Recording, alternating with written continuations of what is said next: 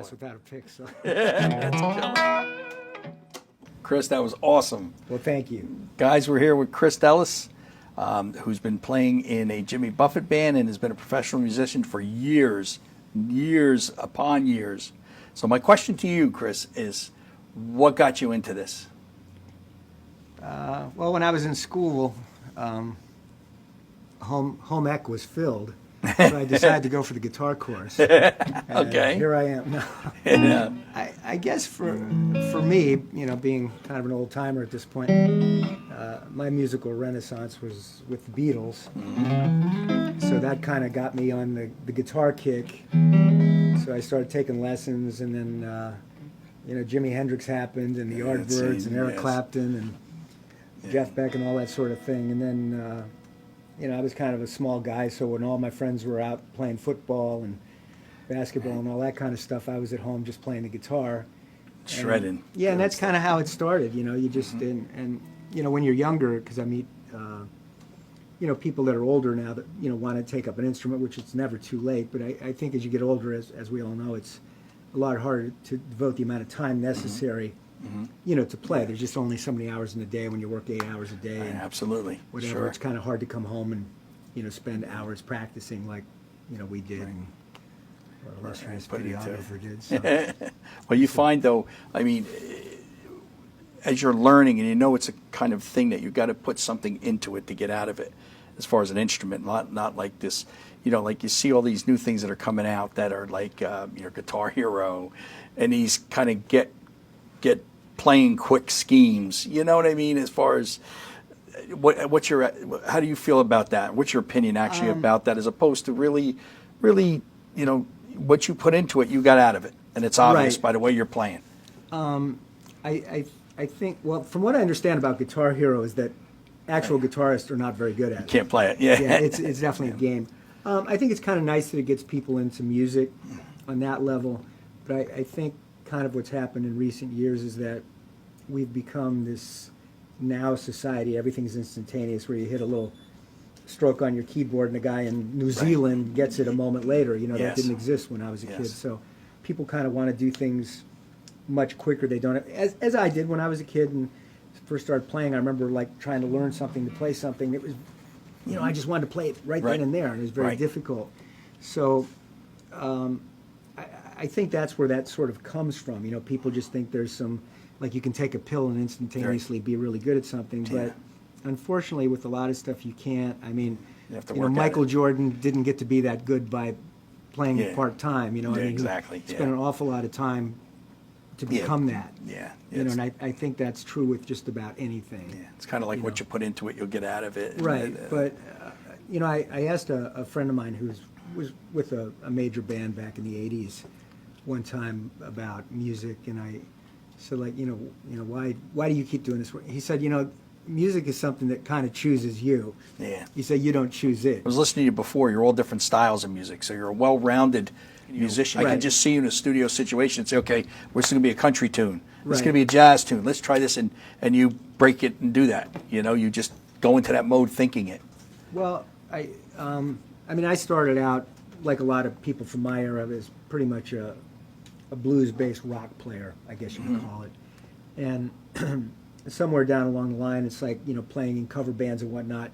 You start doing different kinds of music. I mean, say ZZ Top, things like that, but then you have like bands like Chicago, so you kind of need a little different vocabulary to do that. And then pop music, if you're playing like the top 40 stuff, like when I was younger, doing that kind of stuff, you kind of had to be exposed to that.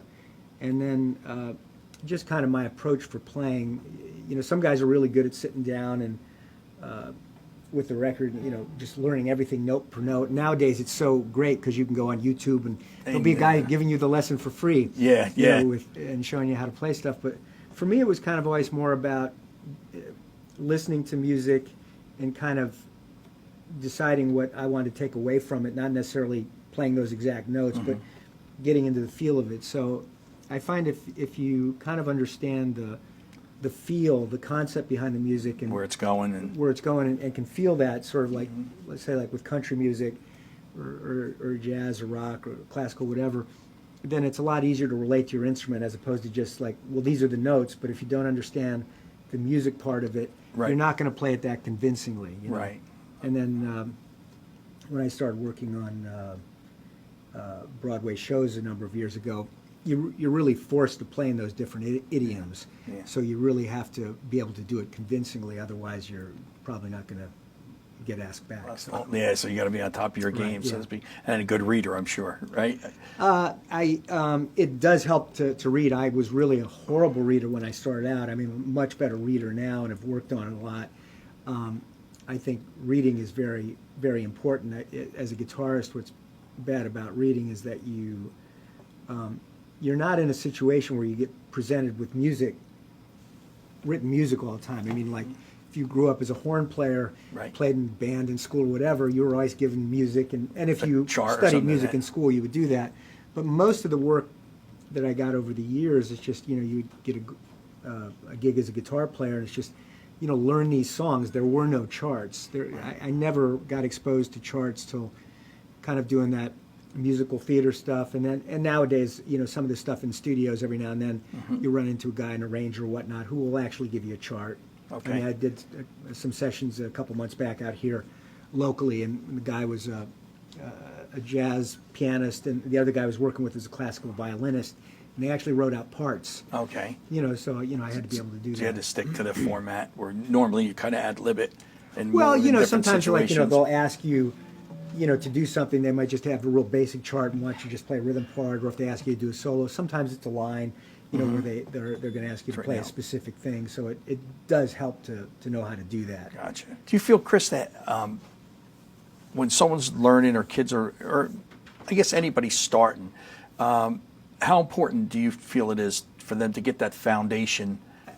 I think it is nice to get off to a good start, and learn things the proper way if possible. But, Okay. the reality is you want the kid to have the interest first. If the interest goes beyond those first couple years and he really gets serious, all that other stuff will fall into place. He'll eventually want to find out, why all this other stuff matters. Right. And he'll eventually get there. So I don't think you want to, especially with a kid, you want to make them sit at the piano or guitar and practice for 45 minutes a day and hit them it's just over the head torture with a ruler if they don't if do they're it, not because into it, you're yeah. never going to get anywhere. No. You're going to get good at something because you want to do it. Because you want to, yeah, Yeah, absolutely. and I think that's the important thing. And Yeah.